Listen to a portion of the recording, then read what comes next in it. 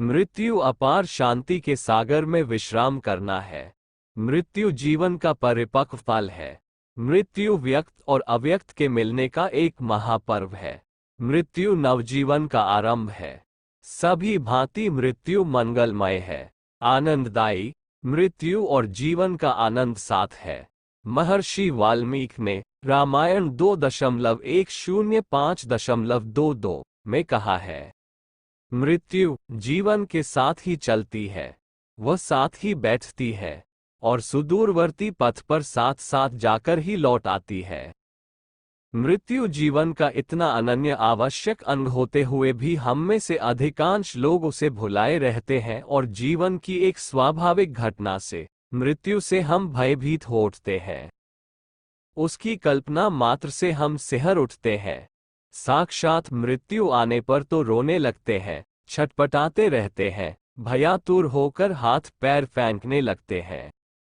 अधिकांश लोगों की मृत्यु इसी तरह होती है। मृत्यु को न चाहना, मृत्यु का भय, मृत्यु के अवसर पर कष्टानुभूति, अव्यवस्था, ये सब हमारे अपने ही प्रयत्नों का फल है। वस्त्र उतारने में जैसे कठिनाई न होनी चाहिए, उसी तरह शरीर के जर्जरित रुगन चोले को उतार फेंकने में भी कष्ट न होना चाहिए। लेकिन ऐसा क्यों नहीं होता है? इसका उत्तर देते हुए विदेशी विचारक मेरीवेल कहता है, ये सब इस कारण है कि हमने इससे अपनी जान पहचान बढ़ाने का उद्योग नहीं किया।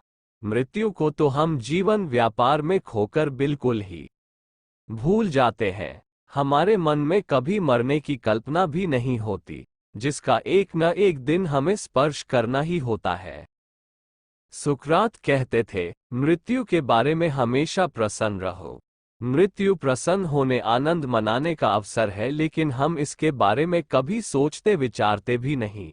अन्य बातों की तरह मौत से मिलने की तैयारी भी हम करें तो मिलन के शब्दों में मृत्यु एक सोने की चाबी है जो अमरता के महल को खोल देती है। सचमुच जो मरना जानते हैं उनके लिए मौत भयंकर नहीं होती।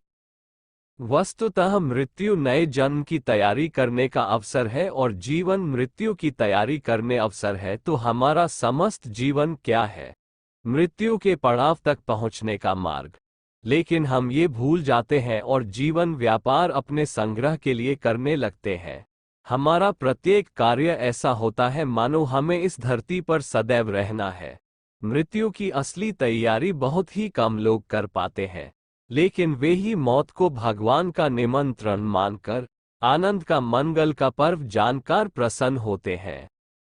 देशबंधु दास ने मृत्यु के समय एक कविता लिखी थी जिसके भाव है, मेरे ज्ञानाभिमान की गठरी मेरे सिर से उतार ले, मेरी पुस्तकों की गठरी मेरे कंधों से नीचे उतार ले। इस बोझ को उठाते उठाते मैं अब बहुत जीर्ण शीर्ण हो गया हूँ। मुझ में जान नहीं है, मैं बहुत थक चुका, मेरे बोझों को उतार लो प्रभु। अब वेद की आवश्यकता है न वेदांत की। अब तो सब कुछ भूल जाने दो प्रभु। अब मुझे आपका वह राज्य दिखाई दे रहा है प्रभु। मैं तुम्हारे कुंज के द्वार पर खड़ा हूँ। अपने निर्वाणोन्मुख दीपक को प्रज्वलित करने के लिए तेरे द्वार पर आया हूँ भगवान।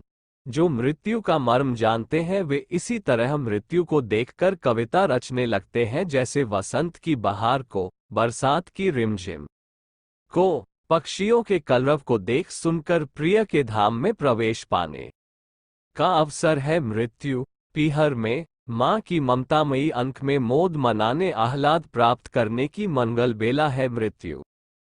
इसीलिए तो सुकरात मरते समय अमृतत्व का आस्वादन कर रहा था, अपने शिष्यों को हंसी खुशी में मौत का अर्थ समझा रहा था। संत तुकाराम कीर्तन करते करते मौत की गोदी में सो गए।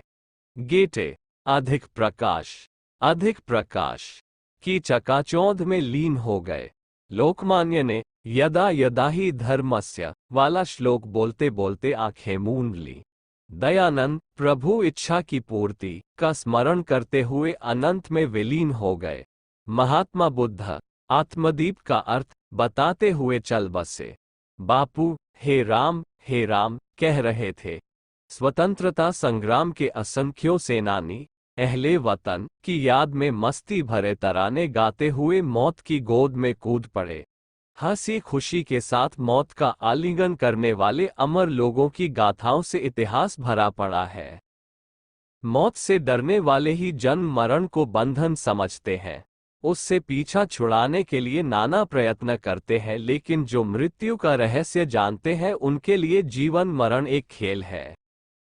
महात्मा बुद्ध ने कहा था, मुझे निर्वाण मोक्ष नहीं चाहिए, मैं तो बार बार जन्म लेता रहूं दीन दुखी लोगों की सेवा के लिए। हमारे संत ऋषि महर्षियों के लिए मृत्यु आनंद का पर्व है। शांति के अपार सागर में छलांग लगाने की शुभ बेला है। चैतन्य महाप्रभु आनंद की मस्ती में मतवाले होकर सागर में कूद पड़े थे। स्वामी रामतीर्थ के लिए मृत्यु भागीदारी की धारा में अपनी गोद फैलाए बैठी थी। मां की सुखकर गोद को देखते ही स्वामी मचल उठे और कूद पड़े। उनके लिए दीपावली का पर्व बनकर आई थी मृत्यु। मृत्यु के क्षण ही जीवन की परीक्षा का समय होता है। इसी समय पर मालूम पड़ता है कि व्यक्ति ने पिछला जीवन कैसे बिताया। जो मरते समय रोएगा, हाथ पैर फेंकेगा, छटपटाएगा तो समझा जाएगा कि इस मनुष्य ने सारा जीवन रोते कल्पते इधर उधर मृग मरीचिका की तरह भाग दौड़ करते बिताया है। जो मृत्यु के समय हंसेगा, जिसके चेहरे पर शांति प्रसन्नता आनंद की रेखाएं फूट पड़ेगी, उसका जीवन सफल माना जाएगा। महापुरुषों की मृत्यु भी अलौकिक होती है। उन क्षणों में एक अपूर्व पर्व जैसा वातावरण बन जाता है। धरती पर दो आत्मीय व्यक्तियों के मिलने का अवसर कितना सुखद बन जाता है, लेकिन मृत्यु के अवसर पर तो आत्मा परमात्मा के दरवाजे पर पैर रखती है। प्रेमी अपने प्रियतम से मिलता है, भक्त अपने भगवान से, पुत्र अपनी माता से। इसलिए मृत्यु के समय भी आनंद का, उल्लास का वातावरण होना ही चाहिए। मृत्यु एक पर्व है, जन्म जैसा ही। मृत्यु के अवसर पर मनुष्य की स्मृति बहुत साफ हो जाती है। समय और पक्ष विपक्ष की स्मृति बहुत साफ हो जाती है। उस समय जीवन भर के कर्म घटनाएं सिनेमा की दृश्यावली की तरह एक एक करके स्मृति पटल पर आने लगती हैं।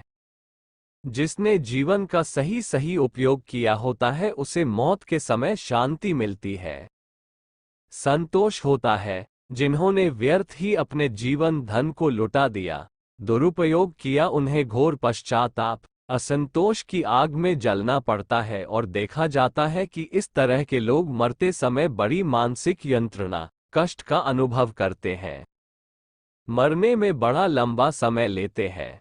इसी तरह जो लोग पहले से ही अपने आप को मृत्यु के लिए तैयार न करके वस्तु पदार्थों के गोरख धंधे संग्रह आदि में ही लगे रहते हैं, उन्हें अपना सब कुछ जुटाया हुआ सामान जब छोड़ना पड़ता है, खाली हाथ जाना पड़ता है, तो बड़ा मानसिक कष्ट होने लगता है। संसार और यहाँ के वस्तु पदार्थों में उनकी आसक्ति उन्हें बड़ा कष्ट देती है। जीवन एक कहानी है, मृत्यु उसका परिणाम।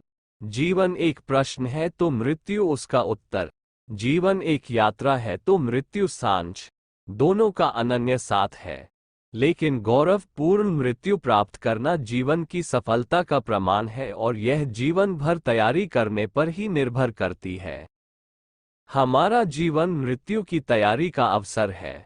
आवश्यकता इस बात की है कि मृत्यु को याद रखते हुए हम अपने कार्य को याद रखते हुए अपने कार्यक्रम निर्धारित करें, योजनाएं बनाएं।